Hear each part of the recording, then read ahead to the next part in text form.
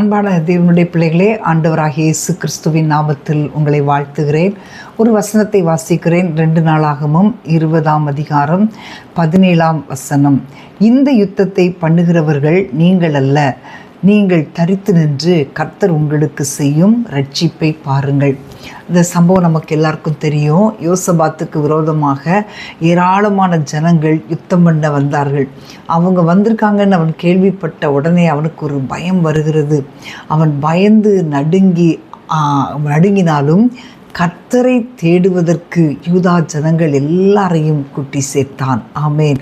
தேவனிடத்தில் சகாயம் தேட கூடினார்கள். அப்போ ஆண்டவரிடத்துல தான் நமக்கு சகாயம் உண்டு. எவ்வளோ பெரிய யுத்தமாக இருந்தாலும், எவ்வளோ பெரிய சத்துருக்கள் எதிரிட்டு வந்தாலும் நமக்கு சகாயம் அவரிடத்தில் மட்டுமே உண்டு. நம் ஆண்டவரிடத்தில் மட்டுமே உண்டு. அவன் கேட்கிறான் ஆண்டவரிடத்தில், ஆண்டவரே, எங்களுக்கு இந்த பெரிய கூட்டத்துக்கு முன்பாக நிற்க எனக்கு பலன் இல்லை, எனக்கு என்ன செய்யணும்னு தெரியல, ஆகையினால என்னுடைய கண்கள் உண்மையே நோக்கி கொண்டிருக்கிறது. அப்போ தான் ஆண்டவர் ஒரு தீர்க்கதரிசியை எழுப்பி அவன் மேல் கர்த்தருடைய ஆவி இறங்கும்போது அவன் சொல்லுகிறான், நீங்கள் தரித்து நின்று கர்த்தர் உங்களுக்கு செய்யும் ரட்சிப்பை பாருங்கள். நம்ம ஆண்டவரை நம்பி இருக்கிறோம். அன்பான தேவனுடைய பிள்ளைகளே, உங்களுக்கு விரோதமாய் பலவிதமான சத்துருக்கள் வரும்போது நீங்கள் ஆண்டவரை நம்பி தரித்து நின்று அவர் உங்களுக்கு செய்கிற ரட்சிப்பை நீங்கள் பார்க்க போகிறீர்கள். அந்த யோசபாத்தை போல கர்த்தரையே நம்பி, கர்த்தரையே சார்ந்து, அவரையே நம்பி வாழும்போது ஆண்டவர் உங்களுடைய வாழ்க்கையிலும் அப்படிப்பட்ட அற்புதங்களை செய்வார்.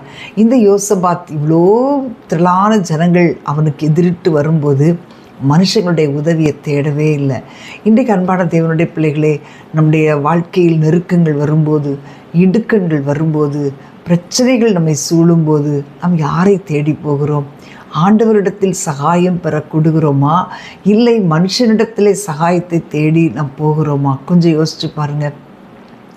அவன் யோசபாத் ஆண்டவரை தேடினான், ஆண்டவரை நம்பினான், ஆண்டவரையே ஸ்தோத்திரம் பண்ணி துதிக்க கர்த்தர் அவர்களுக்கு அற்புதம் செய்தார். பாடகரை நிறுத்துகிறான், கர்த்தரை துதியுங்கள், அவர் நல்லவர், அவர் கிருபை என்றும் உள்ளது என்று சொல்லி துதிப்பதற்கு பாடகரை ஏற்படுத்தினான். அவர்கள் ஸ்தோத்திரம் பண்ணி ஆண்டவரை துதிக்க சத்துருக்களை ஒருவருக்கு விரோதமாய் ஒருவர் எழும்ப செய்து அவர்களே வெட்டுண்டு விழும்படி ஆண்டவர் செய்தார். இது நம்ம நினைத்து கூட பார்க்க முடியாத ஒரு அற்புதம். ஸோ அதான் ஆண்டவர் சொன்னார், நீங்கள் தரித்து நின்று கர்த்தர் உங்களுக்கு செய்யும் ரட்சிப்பை பாருங்கள்.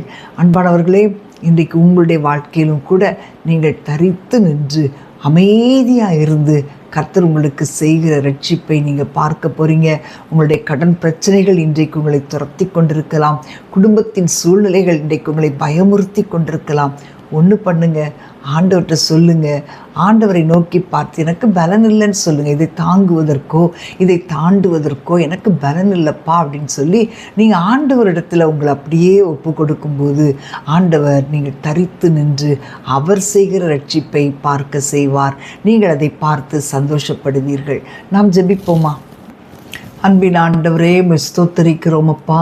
நாங்கள் இன்றைக்கு ஆண்டவரே, எங்களுக்கு எதிரிட்டு வருகிற எத்தனையோ போராட்டங்கள் உண்டு. எதிர்பார்த்திராத இடத்திலிருந்தெல்லாம் எங்களுக்கு போராட்டங்கள் வந்திருக்கிறது. ஆனாலும் ஆண்டவரே, எங்களுடைய கண்கள் உண்மை நோக்கி கொண்டிருக்கிறதப்பா.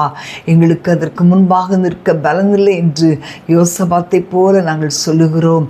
ஆண்டவரே, நீர் எங்களுக்கு உதவி செய்கிற தேவன், நீர் எங்களுக்கு அற்புதங்களை செய்கிற தேவன், நீர் எங்களுக்கு ஆண்டவரே சத்துருக்கள் பேரில் களி கூற செய்கிற தேவன். பராக்காவின் அனுபவத்தை யோசபாத்துக்கு கொடுத்த தேவன் இன்றைக்கு எங்களுக்கும் தந்து எங்களை மகிழ செய்கிறபடியால் மை துதிக்கிறோம். இயேசுவின் நாமத்தில் பிதாவே, ஆமேன், ஆமேன். அன்பான தேவனுடைய பிள்ளைகளே, சூழ்நிலைகள் உங்களுக்கு எதிராய் வரும்போது நீங்கள் ஒன்று செய்ய மறக்காதிருங்க, தேவனை துதிக்க மறவாதிருங்கள். தேவன் உங்கள் வாழ்க்கையிலே பெரிய காரியங்களை செய்வார். God bless you.